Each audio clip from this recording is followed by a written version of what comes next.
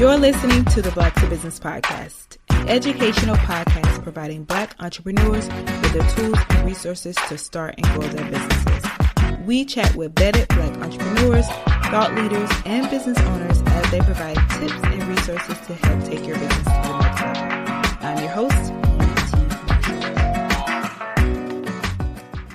Hey, and welcome back to the Black to Business Podcast. I'm your host, Monique T. Marshall, and today I am bringing you another short and sweet solo episode to wrap up Women's History Month.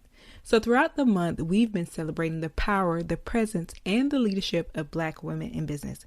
And what better way to close it out than with a conversation that centers your experience, your energy, and your alignment? Because while we often talk about building successful businesses, we don't always talk about what it means to build a business that actually feels good to you. One that aligns with your values, one that reflects who you are, one that doesn't just look good on the outside, but it feels right on the inside. So in today's episode, we're talking about internal success, not just revenue and recognition, but ease, joy, clarity, and intention. And this is about building a business that supports you while you support others. So let's get into it. So I want to start with a simple truth. Just because your business is growing doesn't mean it feels good to run. And if we're being honest, there are so many entrepreneurs who are hitting their goals on paper, but quietly feeling drained, anxious, and or even resentful behind the scenes. And we don't want that, because internal success is about how your business feels in your body and in your life. It's the peace you have while you're building, the boundaries you uphold, the energy that you carry at the start and end of your workday. It's about having that space to rest, space to think, and space to actually enjoy the thing that you are creating. So if you're listening to this and you're thinking, yep, Monique, that's me. I've been showing up, meeting deadlines, making the money, but I feel off, like I'm barely holding it all together. Then this is your invitation to take a moment and pause. Your success doesn't have to come at the cost of your well-being.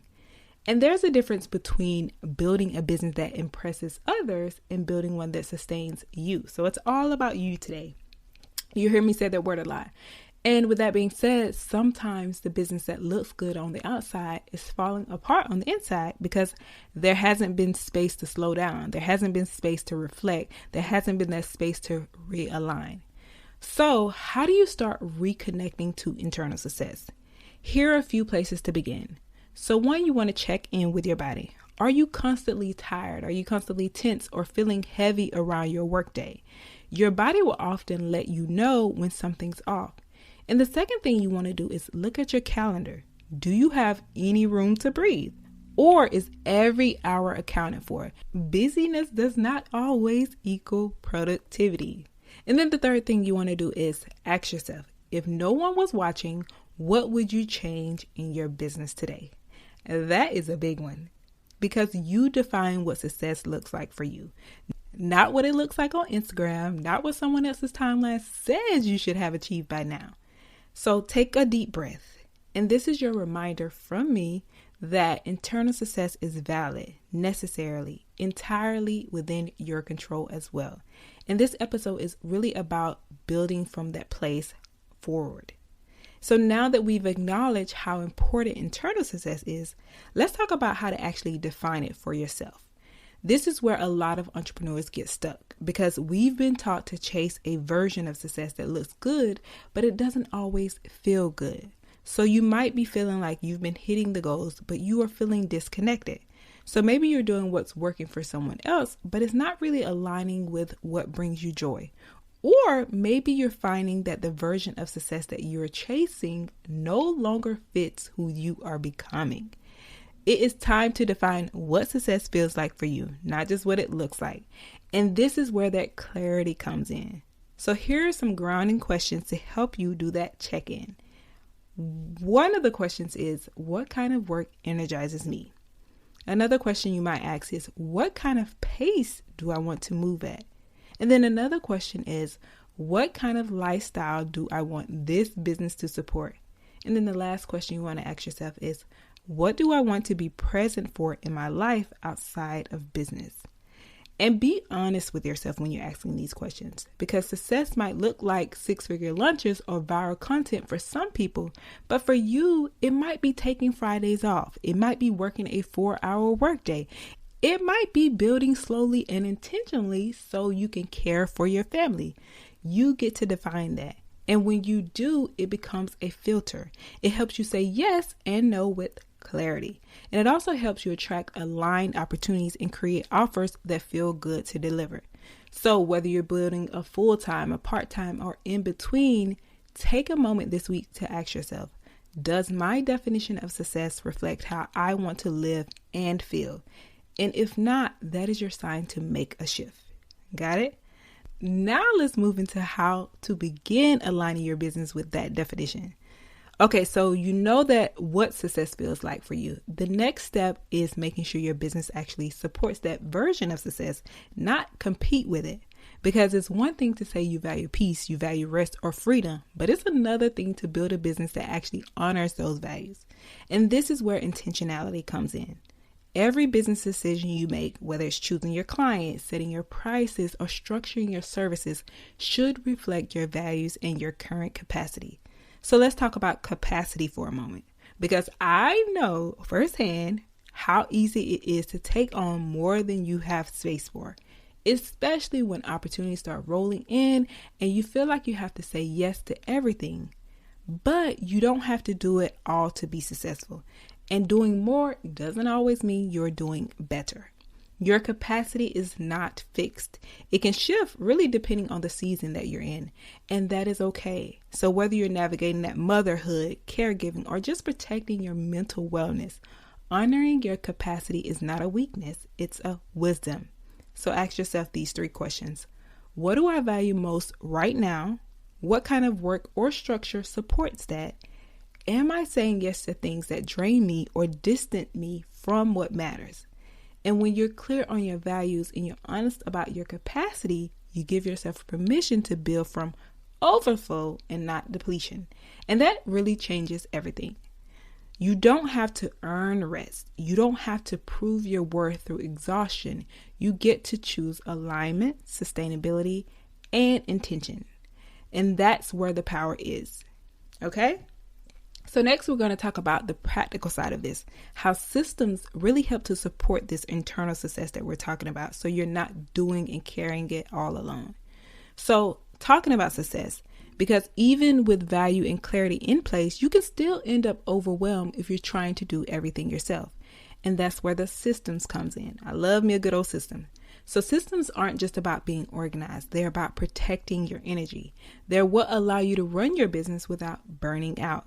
And most importantly, they make room for you to be human, to rest, to be creative, and to grow. So whether you're a solopreneur or you're leading a team, your systems are really that foundation. And when you have clear systems, you don't have to constantly be quote unquote on. And you can step away when you need to because you've built structure that supports you. So here are a few examples of this. Automating your intake or booking process. Another example might be using templates for client communication or creating a simple onboarding workflow. And another thing is time blocking your calendar with real boundaries.